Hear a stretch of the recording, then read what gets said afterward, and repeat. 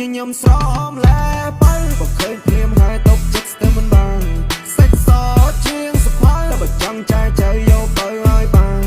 យោនធ្វើជាគូស្គរបងឲ្យនាងស្គាល់អារម្មណ៍សុខសាន្តបើនាងប្រមែនបើស្ម័គ្រជូនទៅដើរលេងកំសាន្ត25ខែត្រង់ប៉ុណ្ណឹងមិនស៊ីភ្លេចដើរលេងមិនឲ្យអូនចំណាយលុយមាន power bank តកអូនដើរទៅបងឲ្យធ្វើកៅអីត្រៀមតកអូនអង្គុយខ្ញុំស្រោមលែបើក៏ឃើញព្រាមហើយតបចិត្តស្ទើរមិនបានសេចសតជាងសភៅតែបើចង់ចែកចៅយកទៅឲ្យបាន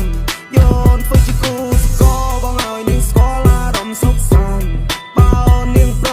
មែនបើស្ម័គ្រជូនទៅដើរលេងកំសាន្ត25ខែត្រង់ប៉ុណ្ណឹងមិនស៊ីភ្លេច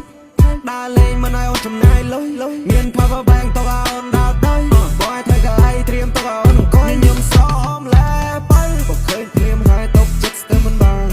សេចសតជាងសភៅតែបើចង់ចែកចៅយកទៅឲ្យបានយោនធ្វើជាគូស្គរបងឲ្យនាងស្គាល់អារម្មណ៍សុខសាន្តបើនាងប្រមែនបើស្ម័គ្រជូនទៅដើរលេងកំសាន្ត25ខែត្រង់ប៉ុណ្ណឹងមិនស៊ីភ្លេច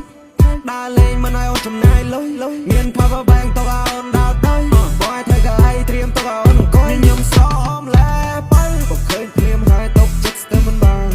សេចសតជាងសភៅតែបើចង់ចែកចៅយកទៅឲ្យបាន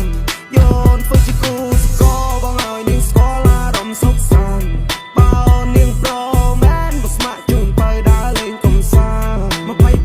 25ខែត្រង់ប៉ុណ្ណឹងមិនស៊ីភ្លេចដើរលេងមិនឲ្យអូនចំណាយលុយមាន power bank តកអូនដើរទៅបងឲ្យធ្វើកៅអីត្រៀមតកអូនអង្គុយខ្ញុំស្រោមលែបើក៏ឃើញព្រាមហើយតបចិត្តស្ទើរមិនបាន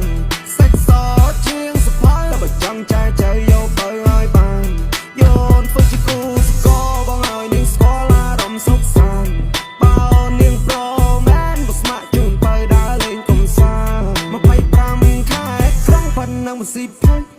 ដើរលេងមិនឲ្យអូនចំណាយលុយមាន power bank តក